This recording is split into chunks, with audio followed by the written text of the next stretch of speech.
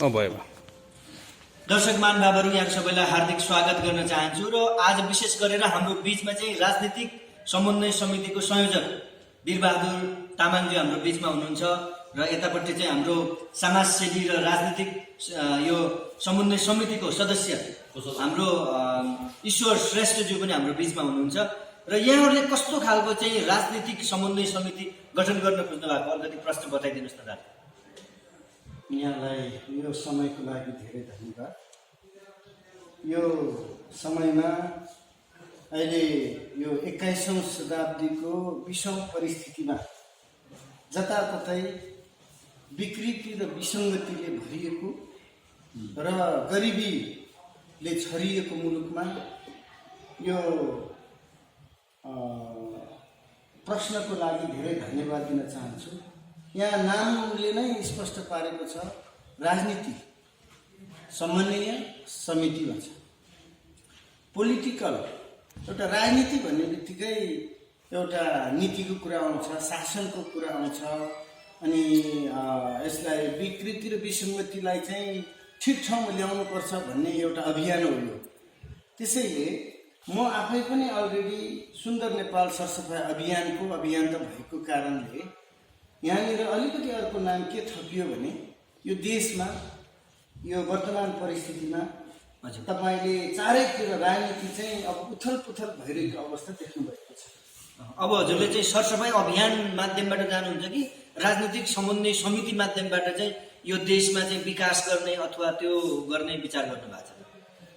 मैले देशको विकासको विषयमा हेर्दाखेरि जता गए पनि जे गरे पनि यो समयमा नयाँ भन्दा पनि युवाहरूको एउटा नेतृत्व चाहिँ कुनै पनि ठाउँमा हुनुपर्छ भन्ने मेरो चाहना हो र आवश्यकता पनि छ।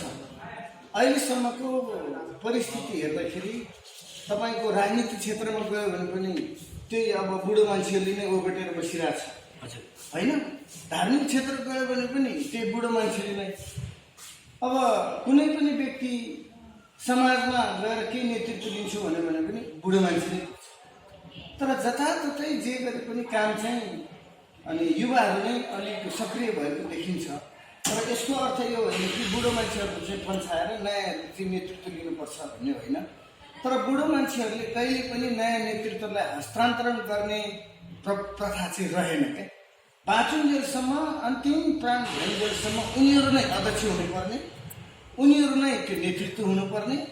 नयाँ नेतृत्वको कुरा आयो, अलिकति चहल पहल गऱ्यो भने ल यसले चाहिँ खत्तमै बनायो भन्ने खालको एउटा छुँदाखेरि मर्ने झार जस्तो छ नि, त्यस्तो बनाइदिने क्या। त्यसैले राजनीतिक समन्वय समितिले चाहिँ गर्न खोजेको कुरा के हो भने अहिलेको परिवेशमा विभिन्न राजनीतिक दलहरू धेरै भयो, पार्टी धेरै भयो, अनि घर घरमा पार्टी, व्यक्ति व्यक्ति अध्यक्ष, तल चाहिँ सदस्य छ कि छैन, जिल्लामा समिति छ कि छैन, खालि केन्द्रमा 5 जना बस्यो, अध्यक्ष पनि उही, उपाध्यक्ष पनि उही, महासचिव उही भयो, जिल्ला सङ्गठन पनि छैन। उसको एउटा गाउँमा गयो भने उसको टोलमा गयो भने एक भोट आउँछ कि आउँदैन। यहाँ चाहिँ ठुलो वरिष्ठ भएर अध्यक्ष भएर अनि पार्टी चलाएर अब हजुरले भन्दै गर्दाखेरि पार्टी चलाएर यो राजनीतिक समन्वय समितिको चाहिँ के गर्ने उद्देश्यहरू छन् अथवा के गर्न खोजिराख्नु भएको अलिकति प्रश्न दिनुहोस् न। 1 2 3 भनेर भनिदिनुहोस् ट्याक्कै गरेर। यसको उद्देश्य चाहिँ त्यो भएर नम्बर 1 मा 5 जना बसेर पार्टी गठन गर्नुभन्दा 5 वटा पार्टी 10 वटा पार्टी चाहिँ एक ठाउँमा भयो भने सैजन भयो नि त। एकीकरण भयो भने माहौल मिलाउने हो नि त। जस्तै एउटा भयो, दोस्रो चाहिँ अनि त्यो सबै पार्टीहरू चाहिँ एक ठाउँ भयो भने बहुमत पनि भयो, सबै ठाउँमा जान सक्यो, त्यसको नीति निर्माण हुन्छ। तर एकीकरण गराउनलाई पनि हाम्रो साथीहरू चाहिँ कस्तो छ भने मैले लागेको ज्याकेट तपाईँले लायो भने मात्र एकीकरण हुने कि तपाईँले लागेको ज्याकेट मैले लाग्ने, तपाईँको कतिवटा खल्तीको कोटमा चाहिँ कोटमा कतिवटा खल्ती छ त्यो मतलब भएन। तर मेरो 10 वटा खल्ती छ भने मेरो 10 वटै हुनुपर्छ भनेको कारणले समस्या आयो। जस्तै एउटा विचार हो, आदर्श एउटा कसैले कुनै न कुनै विचार छ, तपाईँले कुनै पार्टी सुरु गर्नुभयो भने तपाईँको विचारलाई पनि मर्न दिनु भएन। उहाँको विचार, मेरो विचार, सबैको विचार नमारिकन जस्तै एउटा सानो खोल्साबाट निक्लेको पानी चाहिँ त्यो विचार मुहान हो। त्यसलाई चाहिँ बिस्तार बिस्तार बगाउँदै बगाउँदै लगेर ठुलो खोला बन्यो, त्यसपछि नदी बन्यो, अनि समुद्र। हुन त त्यसको अस्तित्व मेटिएको जस्तो देखिन्छ, तर त्यसको मुहान कहिले पनि मेटिँदैन। जब मुहान मेट्यो भने सिद्धि गर्यो। त्यसैले एकीकरणको उद्देश्य चाहिँ फेरि मुहानलाई निमेट्याउन पार्नु र नदी बनाउनु होइन। नदी हुनको लागि मुहान आवश्यक छ। त्यो पार्टीहरूको आफ्नो आफ्नो विचारलाई एक ठाउँमा ल्याएर एउटा ठुलो पार्टी बनायो भने त्यसले चाहिँ अहिलेको पुरानो पार्टीहरूले गरेको विकृति र विसङ्गतिको लागि त्यसले चाहिँ नयाँ पार्टीले, नयाँ युवाहरूले, नयाँ व्यक्तिहरूले चाहिँ एउटा भिजन देखेको छ, दर्शन देखेको छ, त्यसलाई परिमार्जन गर्न सक्छ भन्ने चाहिँ मेरो मूल्य र मान्य। अध्यक्षले हुन्छ एउटा कुरा चाहिँ एकीकरणको लागि पहल गर्नु, अरू के चाहिँ एउटा मात्रै उद्देश्य हो अहिले चाहिँ अहिलेको लागि एउटा मात्रै उद्देश्य। एउटै मात्र। अब यहाँ हाम्रो समाजसेवी पनि हुनुहुन्छ र हाम्रो यो राजनीतिक समन्वय समितिको चाहिँ उहाँ पनि सहकर्मी हुनुहुन्छ। अनि दाजु चाहिँ अरू चाहिँ थप के योजनाहरू छन्, यो समन्वय समितिले के काम गर्छ र कसरी गर्छ? हिजो अस्ति फेसबुकमा ल्याएर युनिटी भनेर we are better together, so we love inspire support and learn from one another.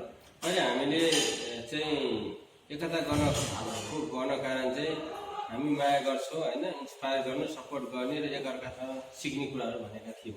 र यो कुरा म पनि एबी पार्टीको पार्टीमै हो र जति मिलाउनु खोज्दा नि मिलेन होइन। अब यसको उद्देश्य भनेको मिल्ने हो होइन। यो मलाई आशा गर्दछु अब आउन चुनावभन्दा अगाडि मिल्नुपर्छ होइन। त्यो नमिलेको खण्डमा हाम्रो पनि केही अरू उपाय नै हामी सोचिरहेका छौँ।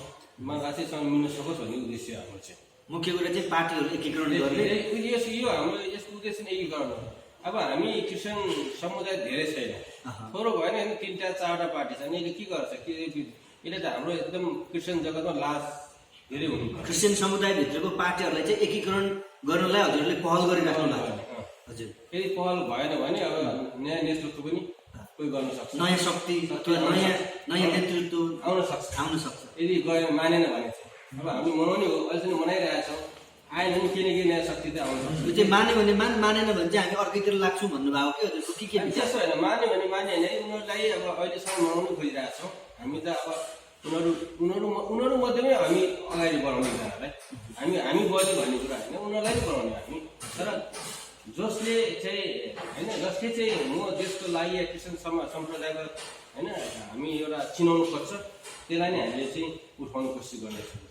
क्रिस्चियनहरूले त राजनीति गर्नु हुँदैन, क्रिस्चियनहरूले त ठुलो पढ्नु हुँदैन, क्रिस्चियनहरूले त तपाईँको समाजसेवा गर्नु हुँदैन, खालि बाइबल बोकेर प्रचार मात्र गर्ने हो भने त किन अहिले क्रिस्चियनहरू चाहिँ राजनीतितिर लाग्यो? धेरै पछि यो मैले क्वेसन सोधोस् मिडियामा भन्नु पनि इच्छा भइरहेको आज भाइले सोध्नु धेरै खुसी लाग्यो। आज क्रिस्चियन हामी जति पनि पास्टरहरू छ होइन, जग्गा काम गरिरहेछ, कृषि होम खोलिरहेछ, दोकान चलाइरहेछ होइन। अनि खासै गोर्खालीले गोर्खालाई मात्रै सेवा गर्यो भने किन यो दुनियाँ गर्ने भने बिजनेस गऱ्यो भने खुसी हुनु वा पास्टरले बिजनेस गरिरहेछ वा भन्ने भन्छ मान्छेले। राजनीतिलाई चाहिँ राज्यमा परिवर्तन ल्याउनु अझै के नराम्रो भन्ने, अनि त्यो बिजनेस गर्दै अरूलाई ठग्नुपर्छ, लुट्ने बनाउनु चाहिँ पास्टरले चाहिँ भेरी गुड जब भन्ने होइन। अब त्यो पास्टरले खासै गोर्खालो हो नि त, गोर्खा भेडामा संरक्षण गर्नुपर्ने हो। तर उनीहरूले दोकान चलाएछ, बिजनेस गरेर धेरै छ। यहाँ बिजनेस गर्ने पास्टर दोकान चलाइरहेछ, कृषि फर्म खोलिरहेछ, जग्गा काम गरिरहेछ होइन, जुनियर पेसा नोकरी गरिरहेछ होइन, सरकारी नोकरी गरेर पास्टर गरिरहेछ। उनीहरूलाई प्रश्नवाचक छैन।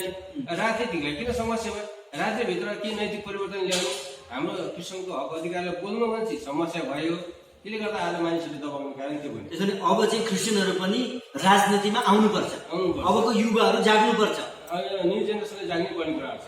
किनभने यदि क्वेसन मार्क गर्छ राजनीति गर्नु हुँदैन भनेपछि त तपाईँहरूले जति सरकारी नोकरी गरिरहेको छ पास्टर, सरकारी नोकरी छ हामी देखा, त्यो पनि छोड्नु पऱ्यो नि त। नोकरी छोड्नु पऱ्यो, काम छोड्नु पऱ्यो, जुन चाहिँ तपाईँको भनौँ न अब कुनै पेसा गरिरहेछ होइन, दोकान गरिरहेछ, सबै छोड्नु पऱ्यो नि त। गोर्खाली सेवा गर्नु किन त्यो गरिरहेको? पास्टरको सेवा सँगसँगै सामाजिक सेवा पनि गर्नु पर्यो, राजनीतिक पनि गर्नु पर्यो, व्यापार बिजनेस पनि गर्नु पर्यो।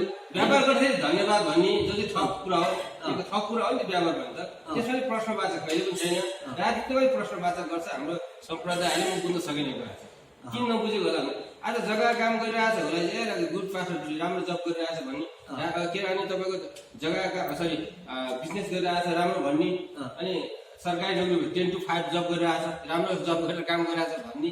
तर राजनीति गऱ्यो भने चाहिँ फेरि दुःख मान्ने के हो, म त पुरै बुझ्नु छैन। हाम्रो सम्प्रदायले नबुझेको कारणले आज क्रिस्चियनिटी धेरै पछाडि गर्ने कारण आज राज्यले हामीलाई जुन हक अधिकार नदिने कारण यो पनि हो कि हामीले नबुझेको कारणले हाम्रो समाजले हामीलाई दबाउँछ कि त्यो त गलत कुरा हो नि त। त्यसकारण अबको युवाहरू चाहिँ राजनीतिमा जाग्नै पर्छ। जाने हाम्रो उद्देश्य नि यही हो, सामान्य पार्टी आजको युवाहरूलाई हामीले हस्तक्षेप गर्ने यो चाहिँ गर्नुपर्छ, किनभने हामीलाई हक अधिकार चाहियो नि त। अब हाम्रो संयोजकज्यू त 40 पनि काट्नु हो। युवा भनेको कति कि 40 वर्षभन्दा माथिको चाहिँ युवा हो कि 40 भन्दा मुनिको चाहिँ युवा हो? एक्सक्युज मी, तपाईँको मेमोरी फुल भयो? ए सिद्धि त्यसो यति बेला हाल्दा ढेर लामो पनि नगर्नु। कति 7-10 मिनट भइसक्यो होला। अलिकति हाल्नुपर्छ। हो एकछिनै